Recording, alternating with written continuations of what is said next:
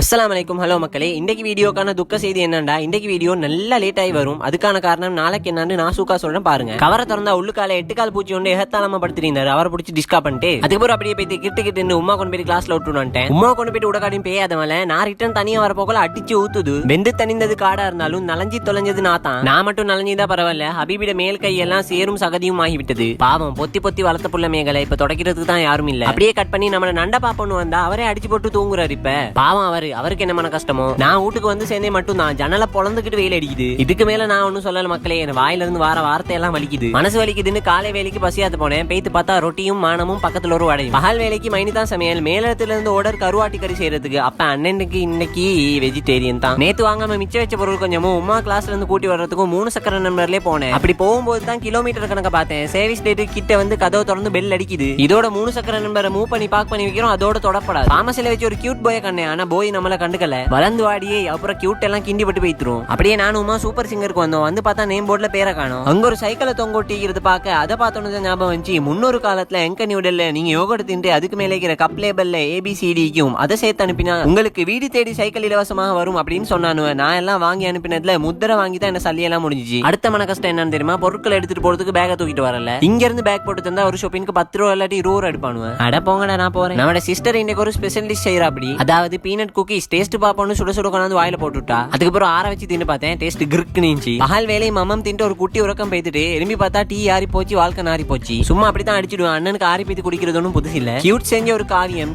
ஓவியம் இல்ல ஒரு சித்திரம் இல்ல ஒரு ஆக்கம். இந்த வேலைக்கெல்லாம் கியூட் மூல நிமிஷத்துக்கு 300 ஸ்பீட்ல வேலை செய்யும். அப்படியே டிவில ஒரு வயது போன காதல் கதை பாக்குறதுக்கு காமெடி ஆயிடுச்சு. உடனே கமெண்ட்ல பேத்து காதலுக்கு கண் இல்ல, இதை பத்தி பேச அண்ணனுக்கு மனசு இல்லன்னு சொல்லப்படாது. 4-5 ஹெச்சிங் முட்டு மேல் கல்லூரின்ற பேர்ல குளிச்சுட்டு வந்தேன். ஏன் என்றால் அண்ணன் நாளைக்கு அமெரிக்கா போறேன், அத்தான் சில அம்சமான பேக்கேஜிங் வேலை பார்த்துட்டு இருக்கேன் அப்படின்னு எல்லாம் அடிச்சு விடுவேன். நம்ப வேணாம். இது இந்த அண்ணனுக்கு இல்ல, இந்த அண்ணனோட அண்ணனுக்கு. போன இத்தனை வருஷத்துக்கும் நானக்குன்னு சொல்லி நொறுக்கு திணிகள் அனுப்ப இப்பதான் வாய்ப்பு ஒன்று கிடைச்சிக்குது. அவ்வளவுதான் மக்களை, இன்றைய கதை இதோட கதம் பண்ணி கதவை சாதிக்கிறேன். கிறுக்குன்னு இருங்க. அண்ணன் நாளைக்கு வந்து உங்களை பாக்குறேன். தூங்குறதுக்கு லேட் ஆச்சு, டக்குன்னு போய் தூங்க. சரிண்டா, இந்த டயலாக நான் நேத்து வீடியோல எனக்கு சொல்லிக்கணும். அண்ணன் இன்றைக்கு பேத்து நாளைக்கு ஆகியா மக்களே.